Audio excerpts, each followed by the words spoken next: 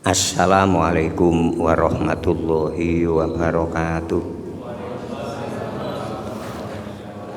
Nahmadullahilladzi jalla sana'uhu hamda syakirin manu'minu bihi imanal mukinin wa nukirru bi wahdaniyatihi iqraras shadiqin wa nashhadu alla ilaha illallah rabbul alamin wa nusolli wa nusallimu ala nabiyyina Muhammadin sayyidil mursalin wa ala alihi wa ashabihi thayyibin at-thahirin amma ba'du. Yang saya hormati semuanya asatidz ini semua ustadz dan asatidah. Yang saya hormati baik yang sudah mencapai usia bapak-bapak maupun mas-mas, mbak-mbak maupun ibu, adik-adik yang sangat saya banggakan. Alhamdulillah malam ini kita bisa melanjutkan kajian surah Luqman, masih berada di ayat yang ke-15. Kita mengapa mengambil surah Luqman? Karena Luqman sebagai guru besar yang bukan Rasul, tapi namanya diabadikan Allah di Al-Quran, di kitab sucinya. Apa rahasianya yang membuat beliau ini kebesarannya ini diabadikan di Al-Quran? Ternyata beliau diberi 15 hikmah oleh Allah. Walaqad ataina Luqmanal hikmata. Jadi hikmah ini sudah diberikan Allah. Yang pertama, aniskur lillah wa may yaskur fa innama yaskuru li nafsih wa man kafara fa innallaha ghaniyyun hamid. Luqman 12. Yang kedua, wa ilqala Luqmanu libnihi wa huwa ya'iduhu ya bunayya la tusyrik billah inna syirka ladulmun adim. Hikmah yang kedua, kita tidak boleh syirik. Hikmah yang ketiga, wa wassaynal insana biwalidayhi hamalathu ummuhu wahnan ala wahnin wa fisaluhu fi amaini anishkurli waliwalidaik ilayyal masir. Hikmah yang ketiga adalah birrul walidain. Wa in jahadaka ala an tusyrika bima laisa laka bi ilmu fala tutihuma wa sahibhuma fid dunya ma'rufa wattabi sabila man anaba ilayya summa ilayya marji'ukum fa unabbi'ukum bima kuntum ta'malun. Hikmah yang keempat dan yang kelima dan yang keenam ini mengumpul di ayat yang ke-15. Wa in jahadaka ala an tusyrika bima laisa laka bi ilmun fala tutihuma. Wahai anakku, ini anak didik atau siswa Luqman. Wahai anak didikku, seandainya kamu punya kedua orang tua yang terus memaksa kamu agar berbuat syirik, ngala antusyrika bi, maka jangan kamu ikuti. Fala tutihuma. Itu hikmah yang keempat. Terus yang kelima, wa sahibhuma fid dunya ma'rufa, dan bersahabatlah dengan orang tua yang berbeda ideologi itu. Terima kasih. Dengan persahabatan yang baik. Ayat inilah memberitahukan ke kita Allah tidak mempermasalahkan kita hidup satu rumah dengan orang yang berbeda keyakinan. Kalau mereka terus mendesak kita, kita tidak boleh mengikuti, dan bersahabatlah dengan mereka dengan persahabatan yang baik. Wa sahibhuma fid dunya ma'rufa. Ini hikmah yang kelima. Dan yang keenam, wattabi sabila man anaba ilayya, dan ikutilah siapapun man yang sudah kembali ke aku aku Allah nggih. Wattabi sabila man anaba ilayya. Menurut ahli biologi, manusia ini belajar kepada orang tuanya seperti kera. Ya. Ini menurut ahli biologi, terutama Charles Darwin yang memang punya teori itu.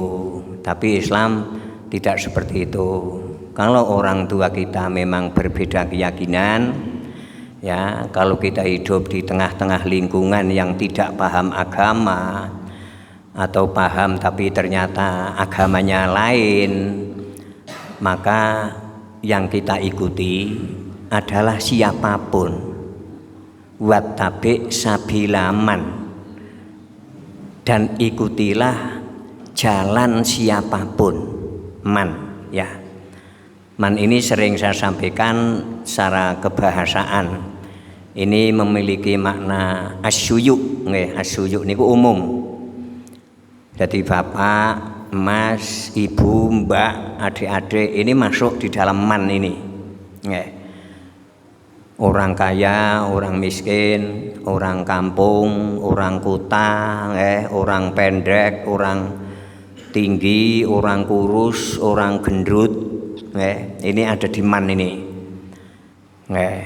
Tapi orang itu sudah kembali ke Allah. Ini yang agar kita tidak tersesat. Dulu waktu ayat ini turun, yang dimasuk man ini Rasulullah. Karena Rasulullah lah yang saat ayat ini turun sudah kembali ke Allah.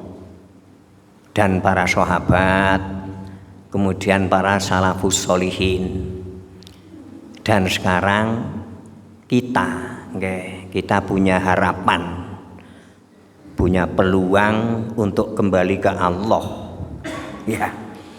Karena kalimatnya man, man, siapapun. Inilah metode Al-Quran selalu membuat kita gembira, selalu membuat kita punya harapan-harapan. Ternyata siapapun ini punya jalan kembali ke Allah. Lah, siapa yang kembali ke Allah dan ciri-cirinya seperti apa? Ini di Al-Quran banyak. Kita mengambil salah satu dari yang banyak itu. Yang pertama adalah surah Az-Zumar ayat 17 dan ayat 18. Az-Zumar ini surah yang ke 39. A'udzu billahi minasyaitonir rajim. Bismillahirrahmanirrahim. Walladzina ijtanabut taghuta ayya'buduha wa anabu ilallahi lahumul busra. Fabasyir ibad. Az-Zumar 17. Alladzina yastami'unal qaul fayattabi'una ahsanahu ulaikal ladzina hadahumullah wa ulaika hum ulul albab. Az-Zumar 18. Orang-orang yang meninggalkan tagut, alladzina ijtanabut taghuta walladzina ijtanabut taghuta, orang-orang yang menjauhi atau meninggalkan tagut dan orang itu kembali ke Allah, maka orang itu berhak kebahagiaan, lahumul busra. Fabasyir ibad, berilah berita gembira terhadap hambaku yang sudah menjauhi tagut dan sudah kembali ke Allah. Tagut ini banyak, kepentingan ini juga bisa menjadi tagut. Membanggakan golongan ini juga bisa menjadi tagut. Jadi tagut tidak terhitung jumlahnya. Selain Allah, yang orang itu menjadi menyimpang, Ini namanya togut. Kalau pemimpinnya itu iblis, pemimpin togut itu iblis. Orang-orang yang menjauhi togut dan kembali ke Allah, merekalah orang yang berbahagia. Berarti yang namanya kemusyrikan sekecil apapun akan menghalangi kebahagiaan itu. Kemudian ciri-ciri orang yang sudah kembali ke Allah ini diterangkan di Az-Zumar ayat 18. Alladzina yastami'unal qaul. Mereka adalah orang-orang yang mendengarkan semua kaul. Artinya perangkat kecerdasan orang itu, yaitu pendengaran, ini merespon terhadap semua pendapat, merespon terhadap semua yang memberi tausiah, sudah tidak milih-milih ustadz. Ini ciri-ciri orang yang kembali ke Allah. Mereka mulai longgar, perangkat kecerdasannya ini mulai longgar, sehingga telinga ini mulai menerima semua pendapat, mulai seneng mendengarkan semua ustadz, tidak pilih-pilih, ya. Inilah ciri orang yang mulai kembali ke Allah. Jadi hati mulai terbuka, nalar perangkat kecerdasannya, khususnya telinga, ini sumbatan ini sudah hilang. Berbeda dengan waktu saya muda, berbeda partai, itu sudah tidak mau mendengarkan. Ya, satu contoh waktu saya muda. Kalau masyarakat Jamprang ini dulu kan mayoritas P3. Kalau ada Kiai Golkar yang memberi ceramah, itu nggak mau mendengarkan. Lah, Golkar kak, ngoten nggih. Ya. Begitu juga kalau orang-orang partainya Golkar yang ceramah orang P3, niku ya juga tidak mau. Saya merasakan itu. Ini ciri belum kembali ke Allah, masih mentogutkan partai. Ya. Jadi partai ini bagian dari kepentingan. Ini masih menjadi togut, sehingga kecerdasan ini menjadi tersumbat.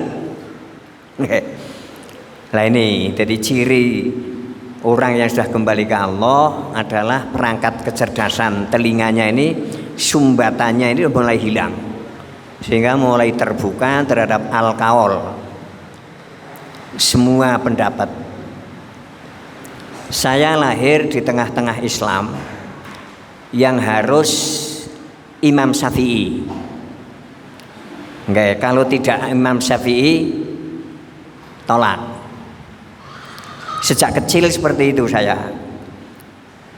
Tapi saya mulai remaja ini mulai berpikir, mosok sih agama seperti ini. Wa inna ilaihi raji'un.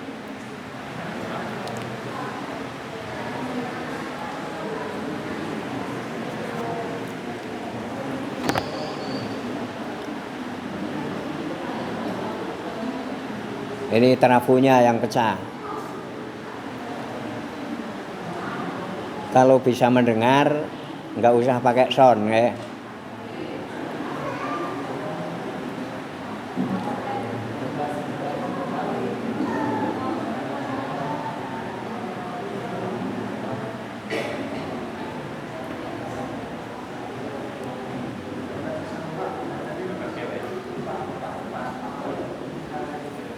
Ya, mendekat, mendekat. Alhamdulillah, Iya.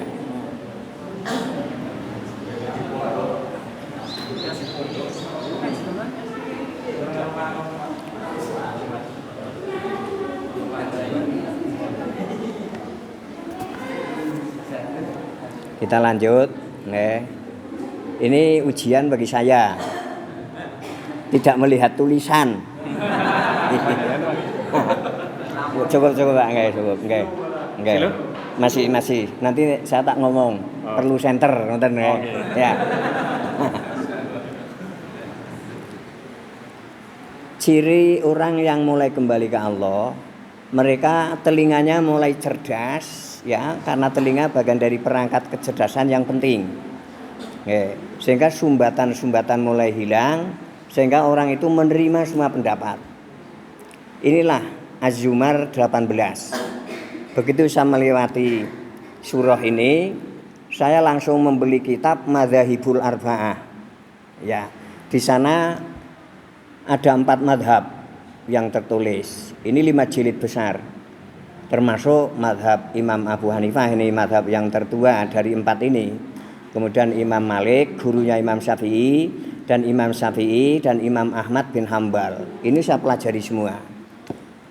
Lah, saat saya mempelajari beberapa madhab, ini lingkungan saya mulai mencurigai saya. Wah, kayak tolib wis mulai mencela niki. Nggih. Inilah resiko nggih. Resiko kalau mau kembali ke Allah, memang yang menjadi tagut ini banyak sekali. Ya. Bahkan keluarga dekat saya.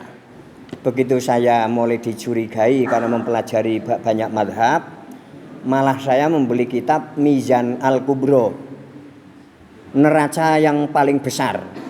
Itu di sana ada 18 pemikir madhab, bukan hanya 4. Termasuk Imam Sufyan As-Tsauri, termasuk Sufyan bin Uyainah, termasuk madhab Hasan Al-Basri. Itu di sana lengkap. Ayah saya mengatakan begini, "Lep, nopo Pak, deke aja ngaji kitab gue. Lah pripun si bahaya." Nggih. Lah niki, ini saya lahir di tengah-tengah agama yang jika pengen lebih cerdas itu malah dianggap bahaya. Niki. Tapi saya tidak menghiraukan itu. Nggih Pak, matur nuwun. Lah ternyata saya melihat justru kitab-kitab yang tidak boleh saya pelajari itu sangat mencerdaskan. Termasuk kitab Bidayatul Mujtahid, karya Imam Ibnu Rusdi. Itu nek dunia filsafat, beliau dikenal sebagai Epenros. Nggih, karena memang filosof. Nah, Epenros. Saya juga dilarang. Deke aja ngaji kitab kuwe. Engko deke malah njur Islame ora genah-genah ngoten. Lah niki, jadi saya memang betul-betul dihambat. Tapi saya tidak percaya itu. Wahnya terus saya makin menemukan mutiara di Al-Qur'an. Alladzina yastami'unal qaul, ternyata di tafsir-tafsir itu saya pelajari yang dimaksud al-qaul, di samping mempelajari pendapat yang banyak, juga mengikuti Al-Qur'an. Saya mempelajari Imam Ahmad bin Hambal, tapi saya dengan ke Al-Qur'an. Mempelajari Imam Abu Hanifah, saya juga ke Al-Qur'an. Ternyata yang terbaik itu Al-Qur'an. Dari sekian pendapat, ya, yang terbaik itu Al-Qur'an. Dan Az-Zumar 18, penggalan berikutnya, alladzina yastami'unal qaul fayattabi'una ahsanahu. Setelah orang itu mempelajari, mendengarkan semua pendapat, Quran juga didengarkan, juga dipelajari, kemudian yang diikuti orang itu yang terbaik. Di dalam tafsir, semua ahli tafsir sepakat yang terbaik adalah Al-Qur'an. Kemudian saya mulai tenggelam total ke Al-Qur'an. Fayattabi'una ahsana. Ternyata saya melihat mutiara-mutiara yang mungkin memang disembunyikan oleh tokoh-tokoh itu agar umat ini tetap bodoh. Karena punya umat yang bodoh, ini enak menjadi pemimpin. Ya. Dan saya melihat lembaga pendidikan yang saya ada di sana itu bukan mencerdaskan siswa seperti siswanya Luqman, tapi menjinakkan siswa. Jadi siswa dididik itu agar jinak, bukan agar cerdas. Lah setelah jinak, otomatis kan diprigek-prigekna manut. Bahasa nasionale diprigek-prigekna napa? Diplekoto. Disetir nggih, disetir nggih, kanan kiri manut niki. Hal ini saya merasakan betul. Nggih. Mengapa agama menjadi seperti ini? Ini ternyata setelah saya mempelajari hikmah yang diberikan Allah kepada Luqman yang 15 itu, kemudian saya mempelajari surat Al-Isra. Mengapa saya memilih surat Al-Isra? Karena surat ini paling terkenal di dalam Islam saya. Nek dong sasi Rajab, nek dong malam Jumat sing terkenal ya surat Yasin. Itu sudah dipitak-pitak. Lah setiap bulan Rajab ini ayat yang didakwahkan. Ini hanya ayat yang pertama. Waktu itu saya di sana. Dan setiap Rajab paling tidak undangan saya untuk Isra Mi'raj ini 20 undangan. Dan yang 5 sampai 7 itu luar kota. Jadi saya merasa memang enak menjadi kiai di situ. Karena setiap bulan Rajab saya panen raya. Padahal yang saya dakwahkan hanya satu ayat. Subhanalladzi asra. Di RT RW ya Isra Mi'raj, di pemerintah daerah di pendopo kabupaten ya Isra Mi'raj, di istana ya Isra Mi'raj. Berapa triliun dana untuk Isra Mi'raj setiap tahunnya di seluruh dunia, ya. Tapi saya merasakan yang senang pemimpin, termasuk saya. Ya, saya melihat umat ini tetap dibodohi.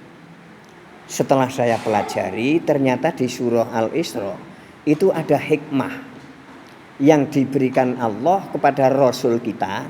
Ada 22 hikmah. Nih, ini yang disembunyikan. Sehingga saya merasakan betul kita besar, hampir 90%, tapi kropos. Ya. Kenapa? 111 ayat yang ada di surat Al-Isra. Hanya satu ayat yang nek bahasane ekstrim ya dijual belikan. Yang laris dijual belikan. Ini saya di sana lama. Memang betul-betul menguntungkan pemimpin. Tapi umat ini tetap bodoh. Ya. Hanya dapusi. Nek Rika wis nggawe takir nggo rajaban ngemben oleh safangate Kanjeng Nabi. Jadi Islam menjadi murah. Cukup pendak Rajab nggawe takir. Itu saya lahir di sana. Jadi paham betul. Tapi saya berpikir, mosok sih Islam seperti ini. Begitu mudahnya mendapatkan syafaat. Ini yang pertama kali saya teliti di Al-Quran, syafaat. Ternyata syafaat ini sangat selektif. Tidak semurah itu.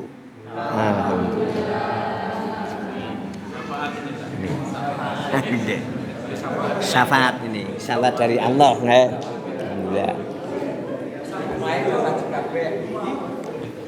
Tetap di situ nggak apa-apa. Apa nggak usah pakai ini?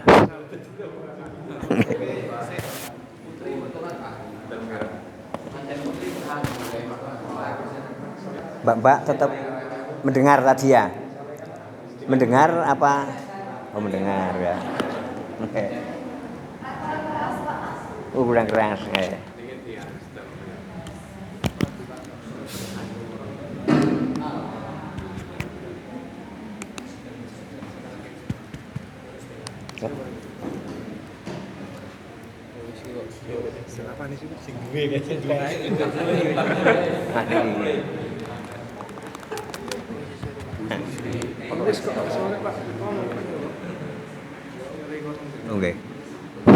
Apa ikut kena tadi? Oke. Oke.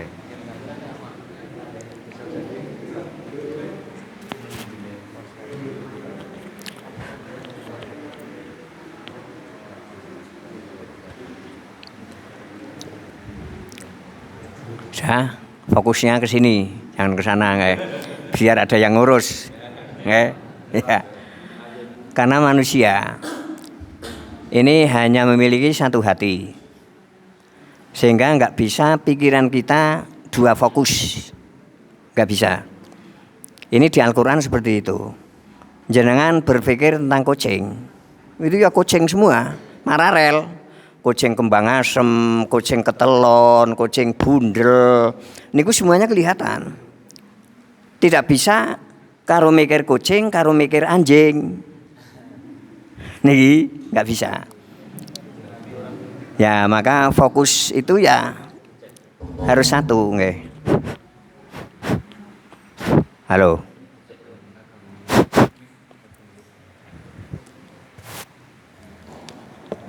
Suwun ya.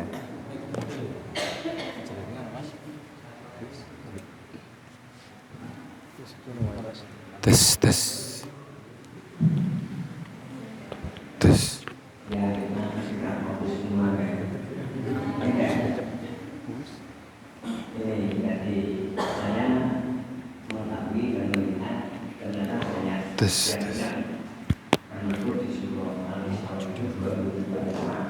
Yang diberikan Allah kepada Rasulullah dan Rasul berhasil mendapat hikmah. Karena dengan hikmah itu untuk mengilah satu erotika itu hikmah.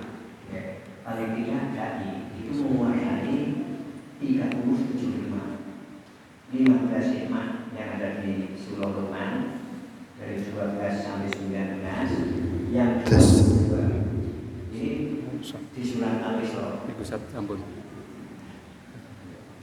Gue gini gonta-ganti terus tekan bubar gonta-ganti terus ini. Oke.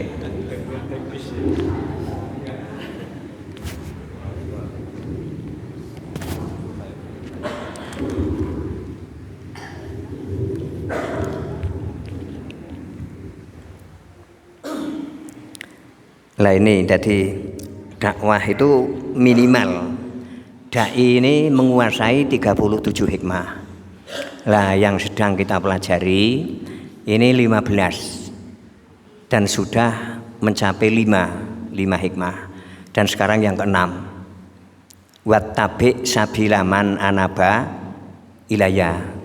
Kalau orang tua kita tidak paham agama atau paham tapi ideologinya berbeda, terus siapa yang kita ikuti? Karena orang tua kita tidak benar, ya ikuti siapapun yang sudah kembali ke Allah. Dan ciri-ciri orang yang kembali ke Allah, dia kecerdasan telinganya ini mulai longgar, mulai menerima semua ustadz. Wis tidak melihat baju, tidak melihat golongan, yang penting saya harus mendapatkan ilmu. Lah di sana mulai bisa menyaring. Kadang kita juga melihat ustadz yang nopo arugan, nek dong elek-elek wong nganti ora sadar nek dheweke luwih elek, nggih kan? Nah ini ya kita perlu kesana. Oh jebul ya ana ta ustadz beleng, ngoten nggih, agar nopo lengkap. Lah nanti untuk menyaring itu Al-Qur'an. Fayat tabiuna asana. Kemudian yang mengikuti yang terbaik yaitu Al-Qur'an. Saya memang memahami betul di antara sekian banyak pemikir-pemikir niku tetap nopo tidak mungkin sama dengan Al-Qur'an. Nggih. Kitab nopo mawon niku kula duwe. Nggih sudah saya kaji.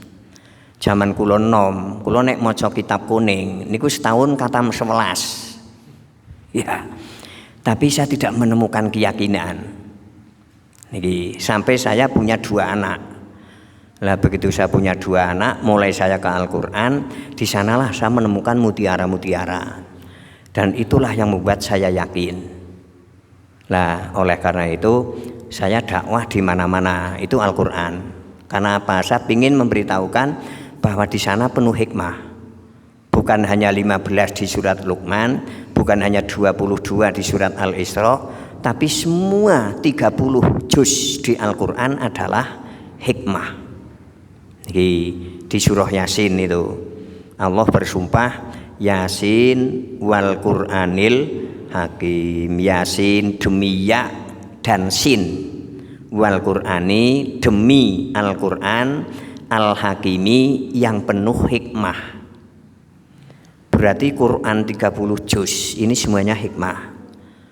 Tapi kita kalau langsung ke sana kan tetap uteknya mbeyeyet. Wadah. 30 juz berarti kan 114 surat. Berarti kan 6.229 ayat. Niki. Nek sedina sak ayat kan 325 amben dina sak ayat kali setahun 6.229 ayat agi kelong 325.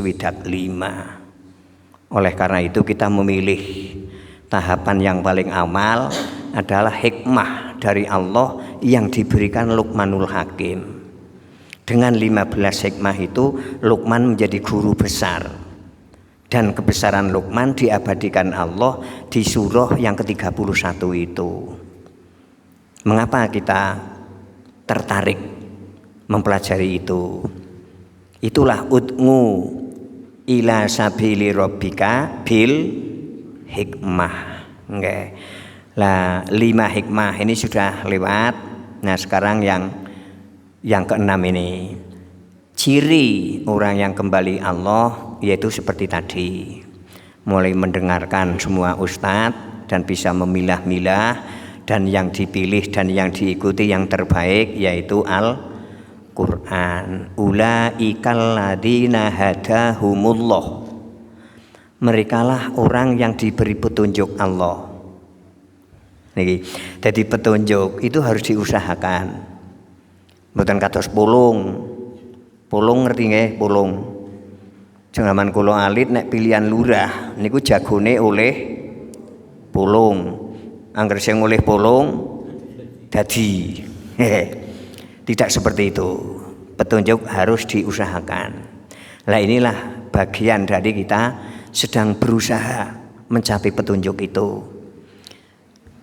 Jadi ulaikal ladzina hadahumullah wa ulaika hum ulul albab. Az-Zumar 18. Sehingga kalau telinga kita mulai longgar terhadap semua pemikir, sehingga ilmu yang masuk ke kita makin luas dan kita tetap ke Al-Qur'an, sering saya sarankan minimal umat Islam ini punya Quran terjemahan. Itu minimal, okay. Untuk mengkaji ulang saat kita habis ngaji seperti ini.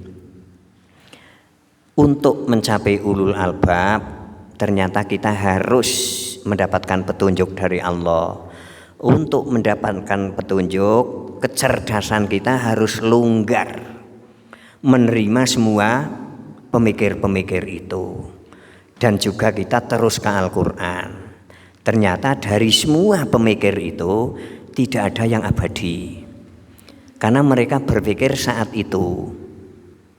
Kalau kita memaksakan dengan mindset seperti itu, istilahnya saya memang lahir di tengah-tengah mazhab Syafi'i dan harus dengan pikirannya Imam Syafi'i. Ini terlalu membatasi.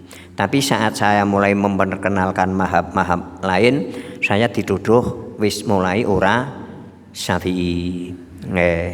Kula nggih tetep ikhlas niku. Yo berkembang malih usah ngundang tolib, karena tolib wis ora NU. Jadi kapan ora Syafi'i ya ora NU. Itu resiko-resiko nggih. Nggih. Niki Ustadz Ahmad mesem niki nggih.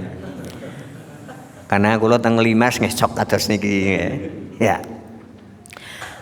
Inilah nggih dakwah kebenaran memang penuh resiko. Nggih. Tapi karena saya yakin betul ternyata mutiara hanya ada di Al-Qur'an, saya makin tenggelam ke sana. Nah, untuk praktek kembali ke Allah Ini seperti apa? Ini yang akan kita kaji untuk menafsirkan wattabi sabila man anaba ilayya. Yang kedua, yang pertama Az-Zumar 17, 18. Nah, ini yang berikutnya untuk lebih gamblangnya kita ke Ar-Rum. Ar-Rum ayat 30, 31 dan 32. Ayat inilah yang tidak semua umat Islam doyan. Nggih. Pengalaman ini saya mengalami. Nggih, saya diundang ngaji di salah satu masjid. Ya, saya menduga masjid itu ayat apa saja Arab. Nggih, Arab ngerti jangan nggih? Mau nggih, artinya ayat apa saja mau. Nggih, saya menduga seperti itu. Setahun, 2 tahun itu ayat yang saya sampaikan. Itu ayat yang tidak mereka menjadi berpikir. Tapi begitu surah Ar-Rum ayat 30, 31, 32 saya sampaikan, pertemuan depan saya sudah tidak ditelepon. Karena perjanjiannya seperti itu.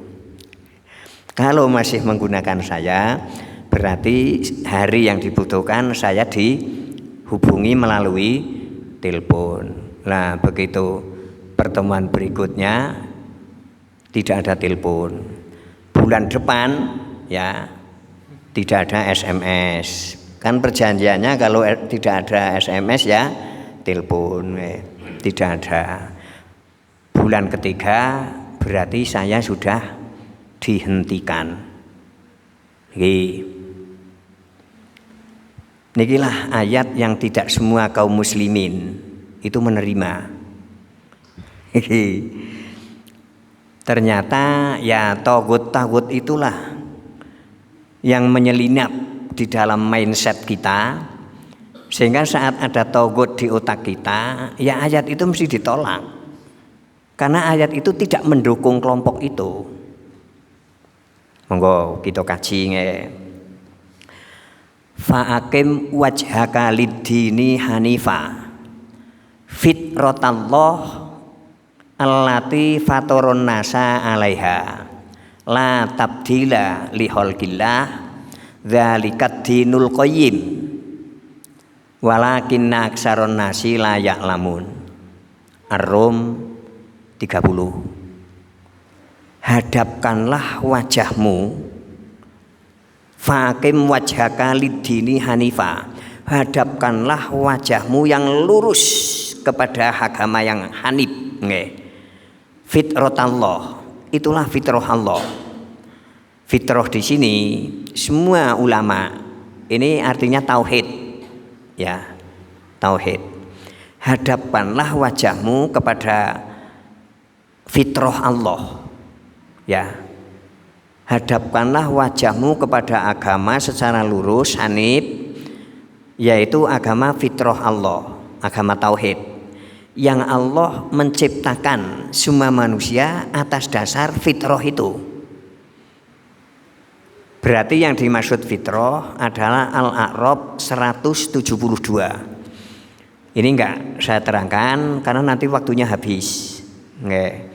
Karena tujuan kita adalah praktek kembali ke Allah agar kita bisa ke sana. Karena untuk mendapatkan petunjuk dan meninggalkan tagut, ya kita harus ke Allah. Nggih. Lah penafsiran fa'akim wajhaka, hadapkanlah wajah kamu kepada agama secara lurus, yaitu agama fitrah Allah. Prakteknya seperti apa? Ini diterangkan di Ar-Rum 31. Munibina ilaihi wattaquhu wa aqimus shalah wa la takunu minal musyrikin. Ada 4 yang harus kita jalankan. Yang pertama, praktek menghadap agama secara lurus, agama fitrah, yaitu kembali ke Allah. Munibina ilaihi, tidak kembali ke gulungan, tidak kembali ke keluarga, tidak kembali ke kepentingan, baik kepentingan pribadi maupun kepentingan yang lain. Niki, kalau kita masih kembali ke kepentingan itu tagut, ya kita belum bisa kembali ke Allah. Niki nggih. Jadi memang untuk mendapatkan petunjuk, karena yang menguasai petunjuk Allah, yang akan menilai iman kita juga Allah, bukan yang lain, bukan pemimpin golongan, bukan ketua organisasi, tapi akan menilai kita Allah. Lihat di sini, maka praktek menghadap agama yang lurus, munibina ilaihi, kembali ke Allah. Niki nggih, tidak kemana-mana. Kalau masih kembali ke organisasi, ini masih kurang tulus, nggih, kurang tulus. Nah ini kita harus terlatih, nggih, terlatih, karena semua manusia ini kan bergulungan-gulungan, berorganisasi.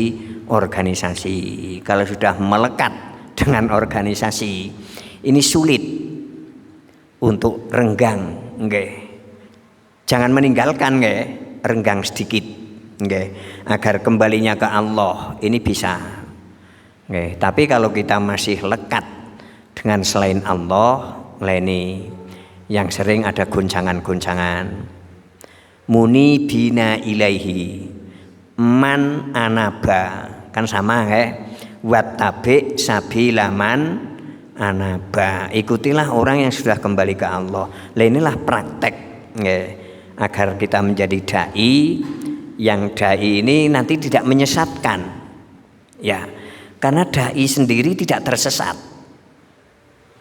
Maka paling tidak dai menguasai hikmah itu, agar tahu bagaimana cara hikmah mengarahkan terhadap dai itu mendapatkan petunjuk. Itulah caranya. Kita beragama fitrah, ya, agama Islam. Fitrah itu agama Islam. Manusia juga dilahirkan secara fitrah, nggih, tauhid.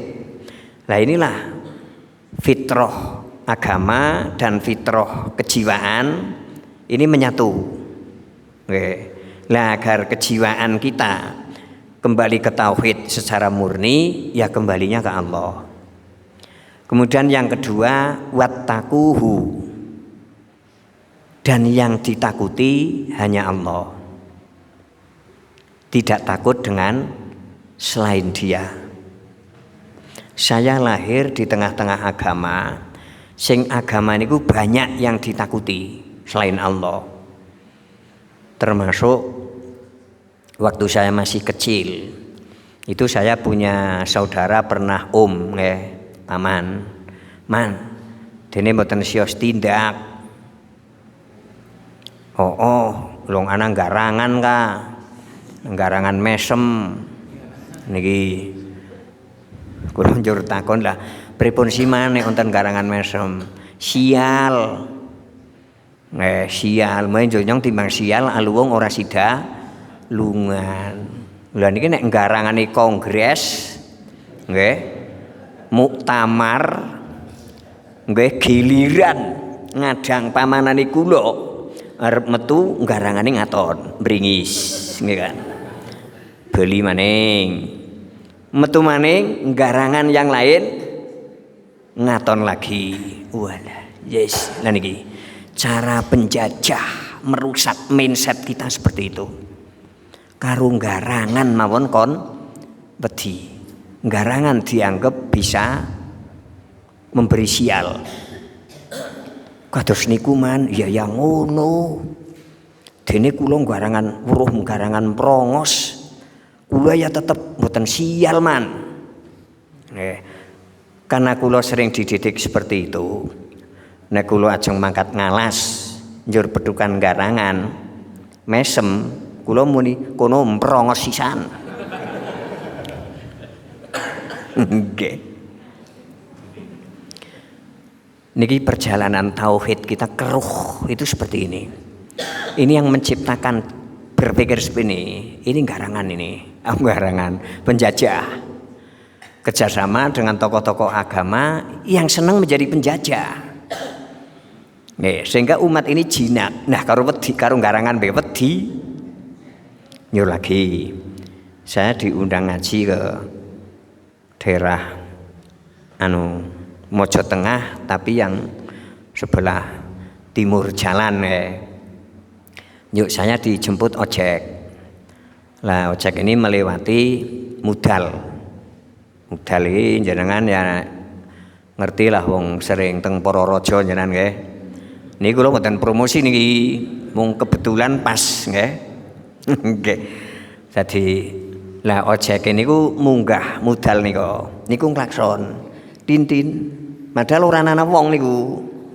Njur kula takon, "Mas, lho nana wong dene sampan klakson. Bilih kualat niki Pak Kiai. Wong kliwati kaki kawuk. Dadi leli klakson niku glangbun kaki kawuk. Ampun ngenai kualat jenengan." Dan niki. Jadi memang ya kita Islam, tapi mindsetnya seperti itu. Nggih. Kisah kaki kawuk niku kan hurufat. Iya. Hurufat, tapi mesti percaya. Nikilah kelemahan berpikir. Sehingga penyakit-penyakit seperti ini malah nemen, tan saya nemen. Niki kok seperti ini. Lah nikilah perlunya kita lurus agama fitrah. Yang kedua, hanya Allah yang kita takuti. Nggih, bapak-bapak nek takut istri niku ya tetap salate ora khusyuk. Iya, aman nggih. Ibu-ibu takut suami nggih.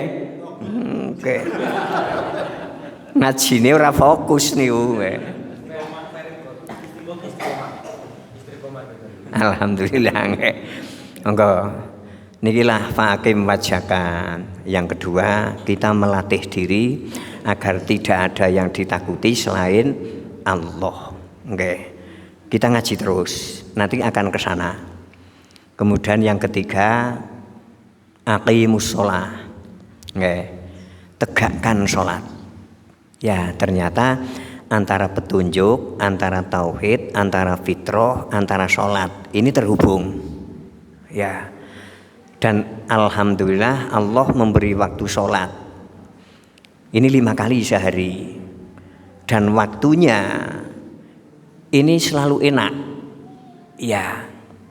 Nah ini yang perlu kita syukuri. Subuh arep mangkat pasar ya, pasare urung buka. Ya. Arep mangkat mingalas ya, urung weruh galengan.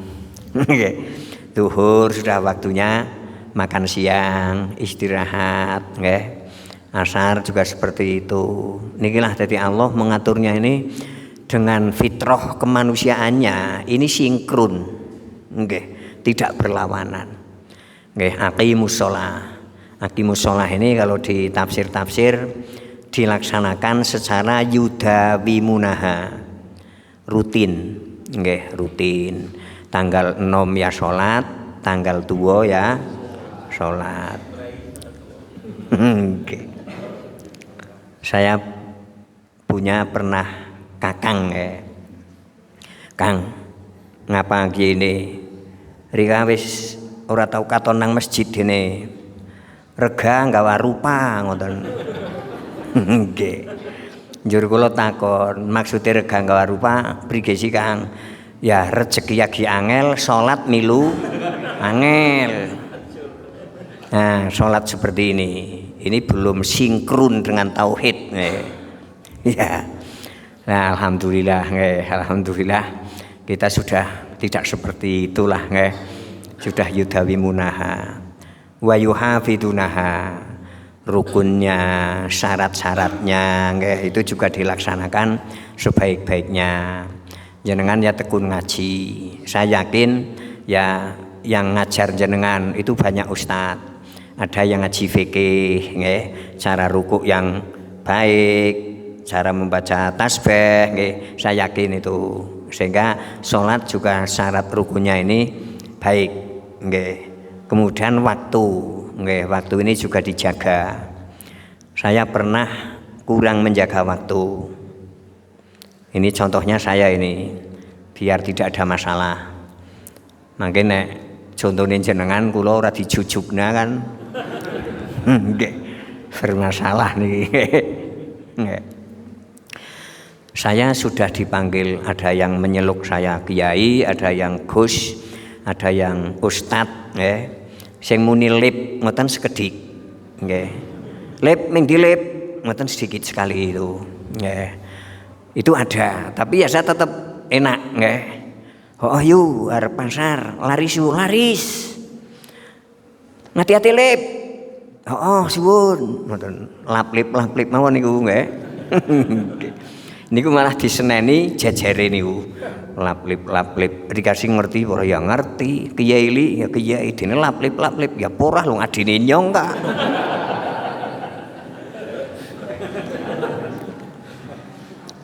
Tapi karena saya kurang merawat waktu, nggih, waktu itu saya sedang menjadi juragan tralis terkaya di Jelamprang. Nggih, terkaya. Dadi wong Jelamprang mesin lase niku tesih karbit sedaya.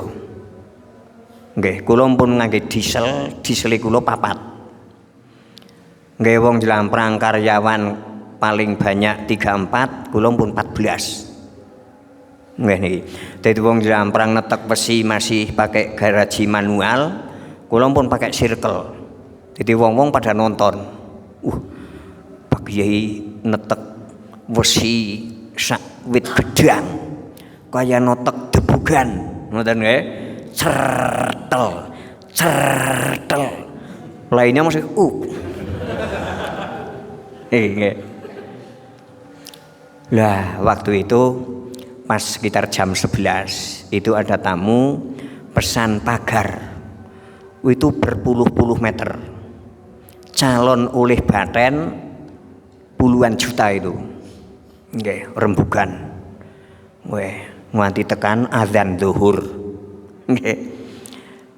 Istri saya mengingatkan, "Pak, pun adzan."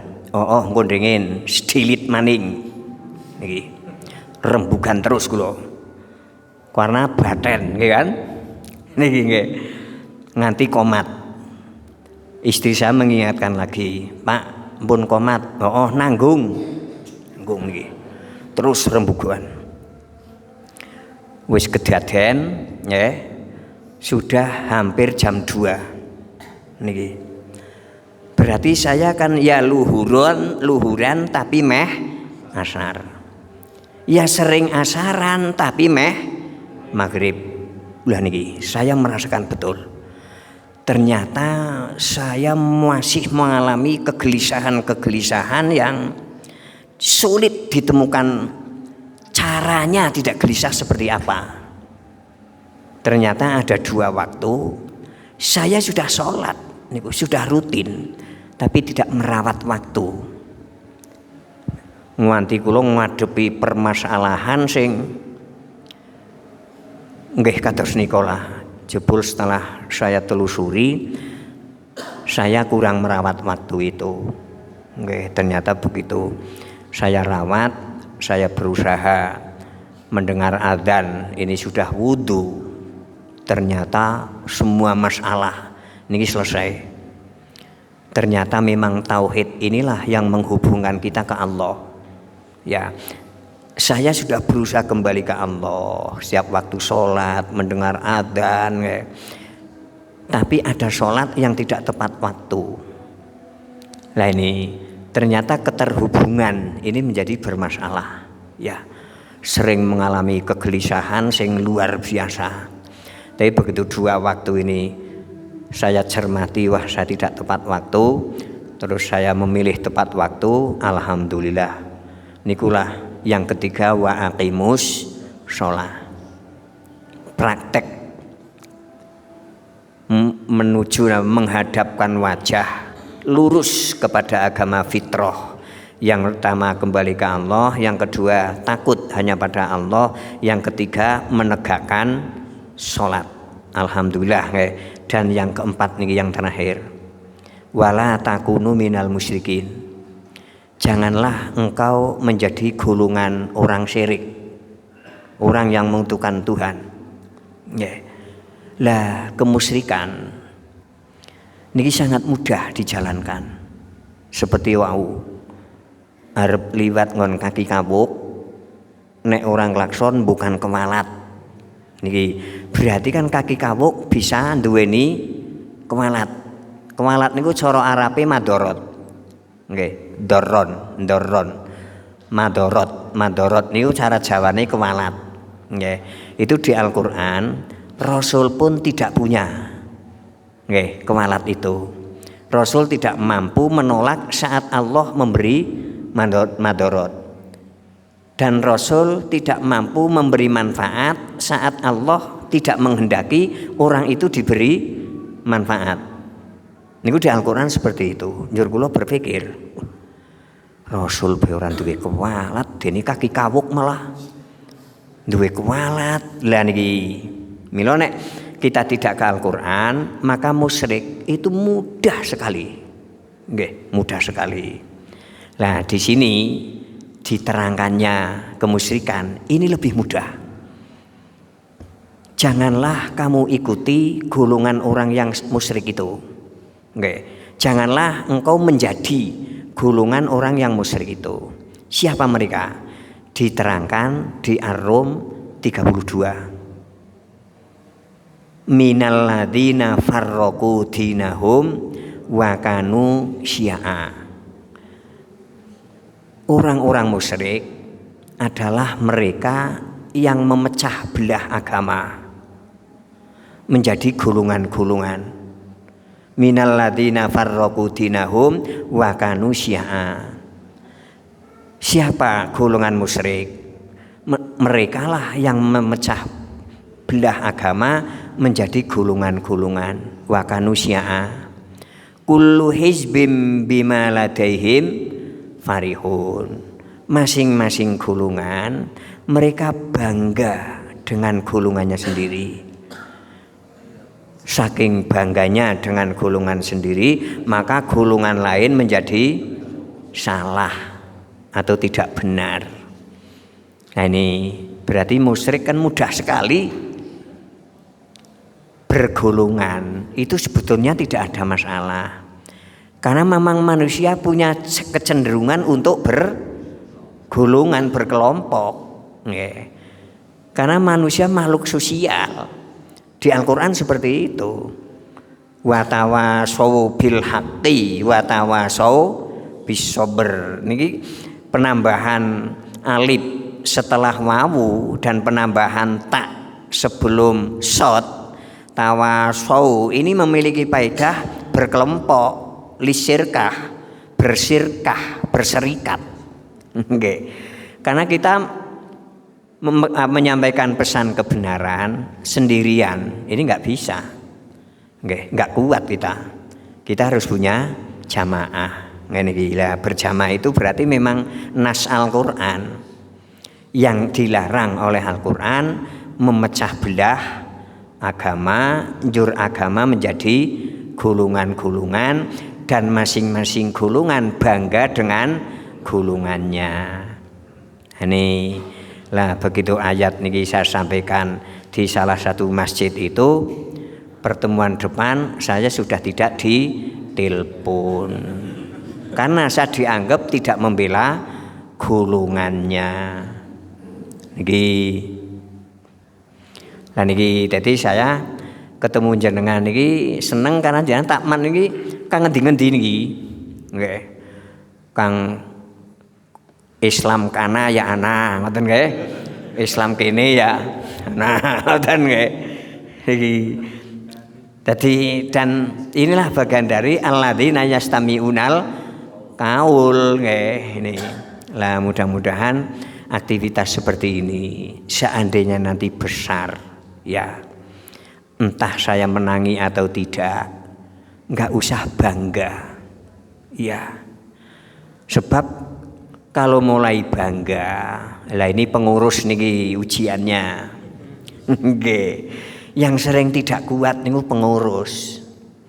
Begitu sudah besar kan mulai ditawari bargaining.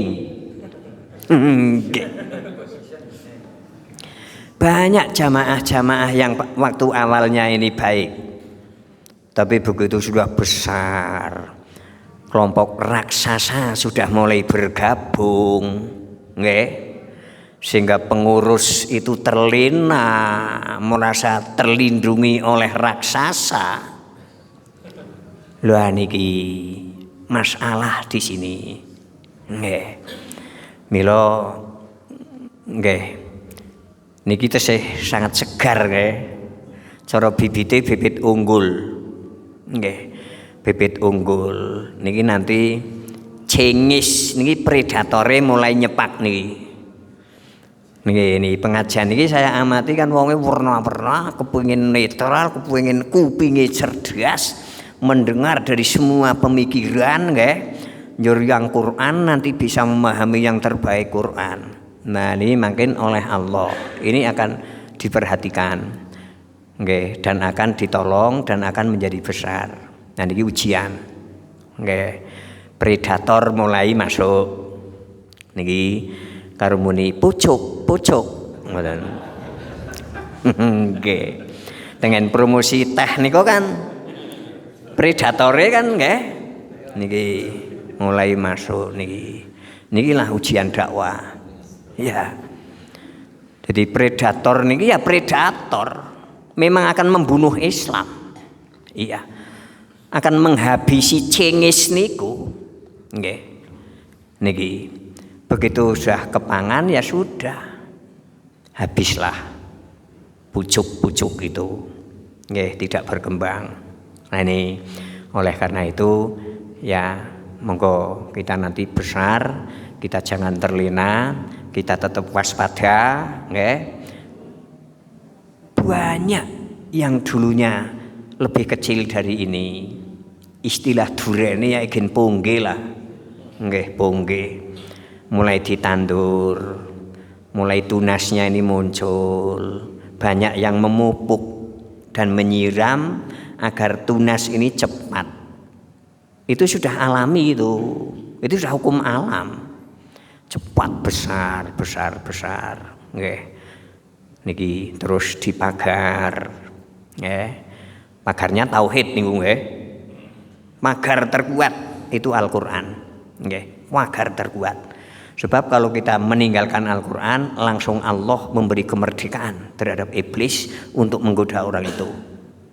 Jadi pagar terkuat nih Al-Quran, dipagari dengan Al-Quran, sehingga terus dilindungi Allah dan dakwah ini sukses. Allahumma amin ya robbal alamin. Inilah hikmah yang ke-6, dan pertemuan berikutnya insya Allah yang ke-7. Sampai 15 hikmah kita pelajari, kita renungi, kita amalkan. Kalau Luqmanul Hakim yang bukan Rasul saja, kebesarannya bukan hanya diabadikan di Lauh Mahfuz, tapi juga diabadikan di Al-Quran, maka kita pun kalau mampu mengamalkan seperti beliau, ya akan abadi di Lauh Mahfuz. Sehingga anak didik kita akan meneruskan. Inilah harapan-harapan. Lah nanti setelah 15 kita selesai, nanti saya tawarkan, saya tawarkan artinya lanjut atau ganti ustadz, Ini sering saya tawarkan, karena kan nek arep nglereni kan angel. Rono Ustadz Ahmad, sampan sing tukang nilpuni sing nglereni, emoh nyong ya maju bareng-bareng ngoten. Nah, nanti saya tawarkan, kalau kita lanjut ya kita tetap lanjut, tetap hikmah kita pindah ke Al-Isra, yang 22, atau tetap melanjutkan Luqman, kita nanti yang merdeka, merdeka. Jangan sampai ada tekanan-tekanan, kecerdasan itu tetap merdeka. Inilah yang malam ini kita pelajari, hikmah yang ke-6. Mudah-mudahan Allah memberi futuh nggih, membuka hati kita sehingga kita mampu memahami semua agama yang dirancang Allah nggih, agama aturan-aturan yang dirancang Allah, sehingga kita bisa mendapatkan petunjuk, kita selamat sampai ketemu Allah. La haula wala quwata illa billahil aliyil azim. Kita tutup bersama dengan kafaratul majlis dan tahmid bersama. A'udzubillahi minasyaitonirrajim. Bismillahirrahmanirrahim. Subhanakallahumma wa bihamdika asyhadu an la ilaha illa anta astaghfiruka wa atubu ilaik. Alhamdulillahirabbil alamin. Wassalamualaikum warahmatullahi wabarakatuh.